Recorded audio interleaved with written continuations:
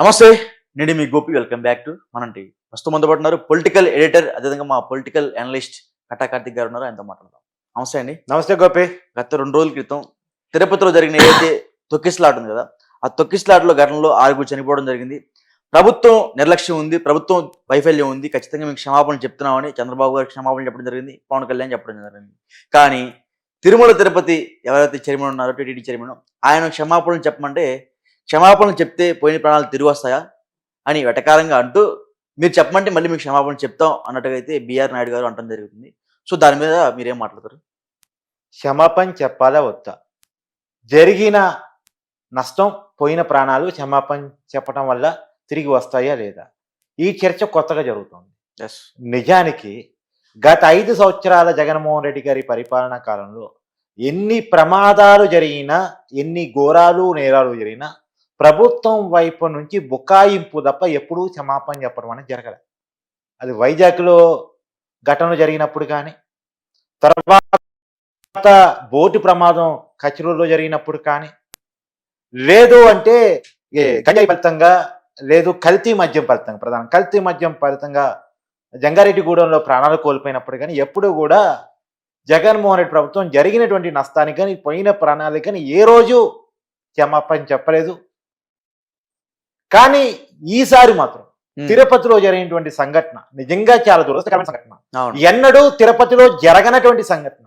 ఖచ్చితంగా అధికారుల నిర్లక్ష్యం ఫలితంగా, నిర్ణయాల్లో లోపం ఫలితంగా, సమన్వయంలో లోపం కారణంగా జరిగినటువంటి సంఘటన. 6 చనిపోయారు. నష్టం నివారించలేనిది, ప్రాణాలు తిరిగి తీసుకురాలేనిది, దాంట్లో ఏమీ వేరే అభిప్రాయం లేదు. కానీ కావాలని జనరల్గా ఎవరు చంపరు, ఏదైనా కుట్ర కావాలని చేస్తే తప్ప. ప్రభుత్వానికి బదనాం చేసుకొద్దామని చేసే కుట్రలు తప్ప నాకు అనుమానాలు ఉన్నాయి. అది కుట్రే అనేటువంటి అనుమానాలు ఉన్నాయి. నిన్న కూడా ఒక వీడియో చేశాను, నీతోనే కలిసి చేశాను నేను. అవును. ఏది సుబ్బారాయుని అక్కడి నుంచి పంపించడం కోసం, తిరుపతిలో వైసీపీకి ఎదురైనటువంటి గతంలో తిరుపతి లడ్డూ విషయంలో వివాదంగా మారిన దాన్ని మళ్ళీ పాజిటివ్గా మార్చుకునే దానికోసం, కూటమి ప్రభుత్వం యొక్క పరువు తీసే దానికోసం ఏమైనా కుట్ర చేశారు అనుమానాలు ఉన్నాయి. సరే, ఈ అనుమానాలన్నీ పక్కన పెడితే ఇప్పటికే అనుమానాలే ఇప్పటికైతే జరిగింది నష్టం. కాబట్టి ప్రభుత్వం ఒక అడుగు వెనక్కి తగ్గి డిప్యూటీ సీఎంగా ఉన్నటువంటి పవన్ కళ్యాణ్ గారు, ముఖ్యమంత్రిగా ఉన్నటువంటి చంద్రబాబు నాయుడు గారు క్షమాపణ చెప్పారు. క్షమాపణ చెప్పడం ఫలితంగా ఎవరైతే చనిపోయినటువంటి కుటుంబాలు ఉన్నాయో, ఎవరైతే గాయాల పాలైన కుటుంబాలు ఉన్నాయో వాళ్ళు కలిగేది ఏంటంటే ప్రభుత్వం కావాలని చెప్పదు కదా.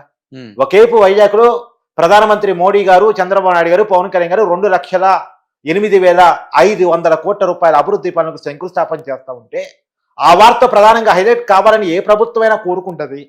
ఇంత పెద్ద ఎత్తున పెట్టుబడులు రాష్ట్రాన్ని తీసుకొస్తున్నారు అన్న విషయాన్ని జనంలో తీసుకెళ్లాలని కోరుకుంటుంది. కానీ ఆ వార్త పక్కకు పోయి తిరుపతిలో 6 ప్రాణాలు పోయాయి అన్నది ముందుకు వచ్చింది. వాళ్ళకి నిజంగా బాధాకరమే. అవును, ప్రభుత్వానికి చాలా చెడ్డ పేరే. ఇంకోటి కూడా నడుస్తుంది. అసలు చంద్రబాబు నాయుడు గారు ఎప్పుడు అధికారంలోకి వచ్చినా సరే ఆయన అడుగు పెడితే సార్ ప్రాణాలు పోతాయి అన్నటువంటిది ఆ చర్చ కూడా తీసుకొచ్చారు కొంతమంది.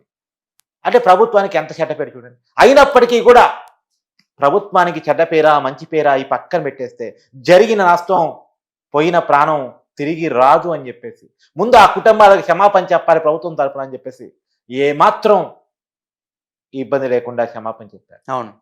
ఎందుకంటే దానికి ప్రభుత్వం బాధ్యత లేదా కుట్ర జరిగిందా ఇది రెండో విషయం.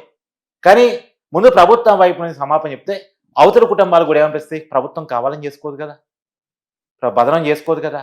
అయినా సరే జరిగిన ప్రమాదాన్ని ప్రభుత్వం చాలా సీరియస్ తీసుకుంది కదా, మన కుటుంబాలకు క్షమాపణ చెప్పింది కదా. 4 సార్లు ముఖ్యమంత్రిగా పనిచేసినటువంటి వ్యక్తి క్షమాపణ చెప్పాడు అంటే, ఒక సినిమా స్టార్గా, సెలబ్రిటీగా, ఆంధ్రప్రదేశ్ డిప్యూటీ సీఎంగా, జాతీయ రాజకీయాలు చక్రం తిప్పుతున్న వ్యక్తిగా, ఒక స్థాయి ఉన్నటువంటి పవన్ కళ్యాణ్ అంటూ క్షమాపణ చెప్పారంటే అదిరా ఉందా అంటే, అలాంటి వాళ్ళు మన కుటుంబాలకు క్షమాపణ చెప్పారనేటువంటి ఒక ఆత్మశైర్యం ఆ కుటుంబాల్లో వస్తుందిగా. పాపం వాళ్ళు కూడా కావాలని చంద్రబాబు నాయుడు, పవన్ కళ్యాణ్ చంపరు కదా. ఏదో కింద స్థాయి అధికారుల నిర్లక్ష్యం ఫలితంగానో ఏదో కారణం చేత జరిగిపోయింది. జరిగినప్పుడు కూడా వాళ్ళ బాధ్యత వహిస్తున్నారు చూసారా, అది గొప్పతనం. నాయకుల లక్షణం బాధ్యత వహించటం. అక్కడ నష్టం జరగని, కష్టం జరగని, లాభం జరగని, లాభాన్ని ఎవడైనా ఓన్ చేసుకుంటాడు. నేనే కారణం, నా వల్లే లాభం వచ్చింది అంటారు. ఇప్పుడు ఆంధ్రప్రదేశ్లో పెట్టుబడులు వచ్చాయని చంద్రబాబు చెప్పుకుంటాడు, నన్ను చూసి వస్తున్నాయి, నేను ఉంటే వల్ల వస్తున్నాయి అని చెప్పుకుంటాడు.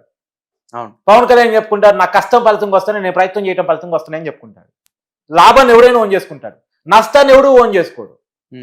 కానీ నష్టాన్ని కూడా ఓన్ చేసుకోవడానికి, కష్టాన్ని కూడా ఓన్ చేసుకోవడానికి సిద్ధపడ్డ నాయకులుగా చంద్రబాబు గారిని, పవన్ కళ్యాణ్ గారిని మనం చూడాలి. ఇక్కడ వాళ్ళ స్థాయికి కింద డిఎస్పీ స్థాయి అధికారో లేదా మామూలు అంబులెన్స్ డ్రైవరో చేసి నిర్వాహకం ఫలితంగా పోయిన ప్రాణాలకి ప్రభుత్వ పెద్దలుగా బాధ్యత వహించారంటే అది నాయకత్వం లక్షణం. అంటే ప్రభుత్వ పెద్దలు క్షమాపణ చెప్పారు, కానీ ప్రభుత్వం తరపున పోరాడే కొంతమంది నాయకులు కావచ్చు, సో ఆ నాయకుల నోటి నుంచి క్షమాపణలు రావట్లేదు.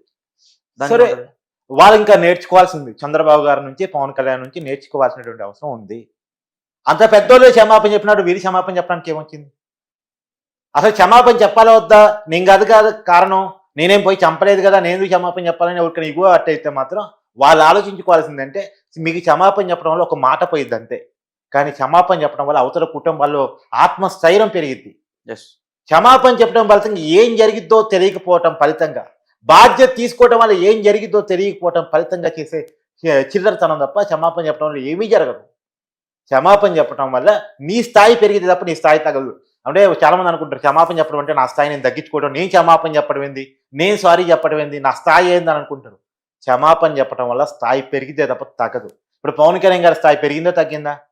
చంద్రబాబు నాయుడు గారి స్థాయి పెరిగిందో తగ్గిందా? ఇప్పుడు చంద్రబాబు నాయుడు గారి కంటే పవన్ కళ్యాణ్ గారి కంటే పెద్దోళ్ళు వీరంతా. అంటే వయసులో పెద్దోళ్ళేమో.